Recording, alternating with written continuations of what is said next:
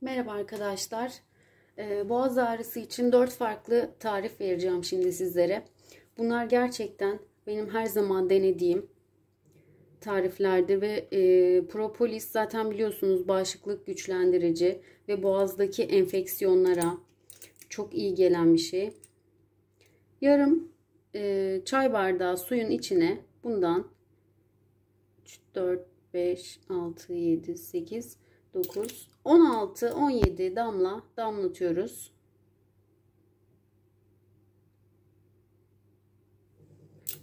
Biraz bekliyoruz suda dağılmasını. Daha sonra bunu çok beklemeye gerek yok zaten. 2-3 dakika bekleseniz bu şekilde yeterli. Bu zaten suda çözünebilir olduğu için direkt bu şekilde de kullanabilirsiniz. Hafif böyle sallıyorum. Şu an mesela içmeye hazır. Ben bunu Arifoğlu'ndan almıştım. İbrahim Saraçoğlu'nunkini de kullanıyorum. O da çok iyi. Bu denk gelmişti. Bunu aldım. Bunu kullanırken boğazınızda biraz bekleterek kullanın yalnız. Biraz boğazda beklesin ki oradaki virüsleri, enfeksiyonları iyice tedavi edebilsin. Bunu dönüşümlü olarak kullanın. Bir gün kullandıysanız ertesi gün kullanmayın. Diğer gün tekrar kullanın. Yani 3 kere falan kullanabilirsiniz boğazınız ağrıdığı süre boyunca. Evet, birinci şeyimiz bu. Karışımımız.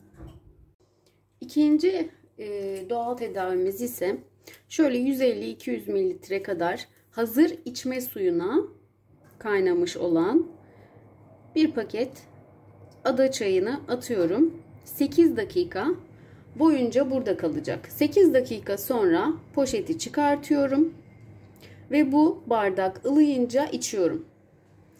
Ilıkken içmeniz gerekiyor. Kaynarken boğazlara zarar verir, daha fazla tahriş eder çünkü. 8 dakika kalacak. Dediğim gibi bunu içemiyorum diyorsanız da yine aynı şekilde 8 dakika tutun. Ilıkken veya soğukken de olur. Boğazınızda bunu gargara yapın. Sabah, öğle, akşam sürekli yapabilirsiniz bu gargarayı da. Ada çayı da çok iyi geliyor. Araştırırsanız göreceksinizdir. Hemen üçüncü tarifimize geçiyoruz. Bir tane limonumuz var gördüğünüz gibi. Burada da yıkadım ve kabuklarını soydum. Taze zencefil bu. Gördüğünüz gibi burada 50 gram civarında zencefil var. Şimdi ben bunu doğruyorum böyle. Yiyebileceğiniz boyutta doğrarsanız daha iyi olur.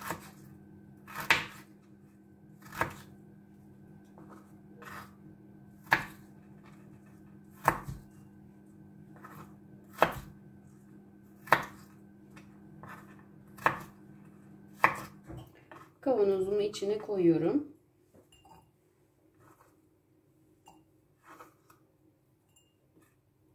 Limonu da aynı şekilde doğruyorum.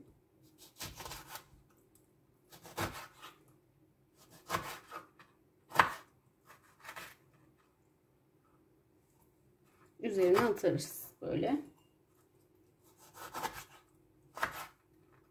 Bunu bir gece önceden yaparsanız çok daha iyi olacaktır. Çünkü limon ve zencefil suyunu salacak.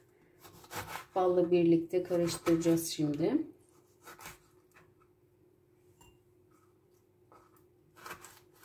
Yalnız bundan arkadaşlar bir yemek kaşığını geçirmeyin günde. Çünkü fazlası ishal yapıcı özelliğe sahip. Evet, bunları aldık küçük bir kavanozun içine. Burada da 1,5-2 yemek kaşığı kadar bal var. Balımı da içine döküyorum. Çok fazla bal koymanıza gerek yok. Bu şekilde üstüne bırakıyoruz. Bu sulanacak ve tadını yumuşatacak. Bal da zaten biliyorsunuz boğaz ağrılarına, enfeksiyonlara çok iyi geliyor. Aynı zamanda bu verdiğim tarifler öksürük kesici özelliğe de sahip. Yalnız alerjiniz varsa bu tariflerden herhangi birinin içerisinde bulunan maddeye karşı kesinlikle kullanmayın.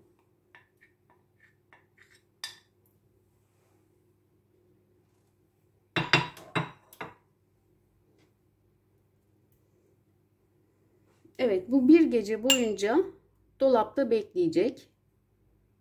Suyunu salacak. Daha sonra buzdolabında yine muhafaza edin. Yani istediğiniz sıklıkta tüketebilirsiniz bunu. Günde bir kaşığı geçmemek şartıyla. İster bir tatlı kaşığı yiyin günde, isterseniz bir yemek kaşığı. Ya da sabah bir tatlı kaşığı, akşam bir tatlı kaşığı da olacak şekilde de olabilir. Bu suyunu salacak zaten. Ağzını kapatıyorum ve buzdolabına kaldırıyorum bu şekilde. Ve son olarak burada 1 su bardağı kadar süt var. Doğal süt kullanırsanız çok daha iyi tabii ki, ama doğal süt bulamadığımız için normal market sütüyle de olur.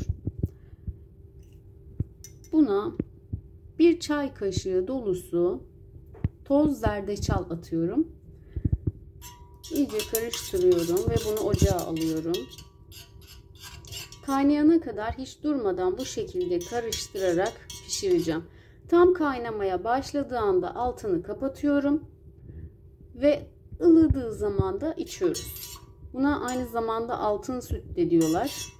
Gerçekten boğaz ağrısına ve öksürüğe çok iyi geliyor arkadaşlar. Bunu da mutlaka deneyin eğer ki alerjiniz yoksa.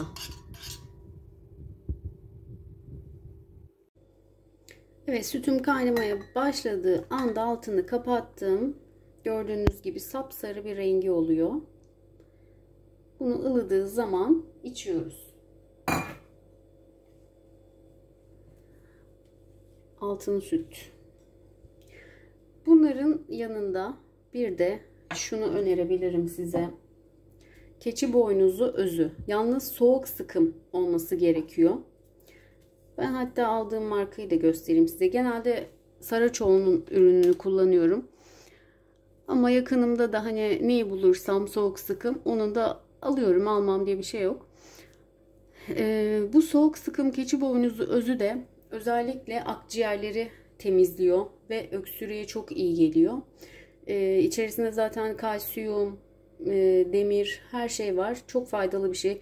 Bunu çocuklarınıza da verebilirsiniz. Bir tatlı kaşığı olmak şartıyla çocuklara. Yetişkinlerde bir yemek kaşığı aç karnına. Yemeklerden yarım saat önce veya yemeklerden 2 saat sonra alınabilir.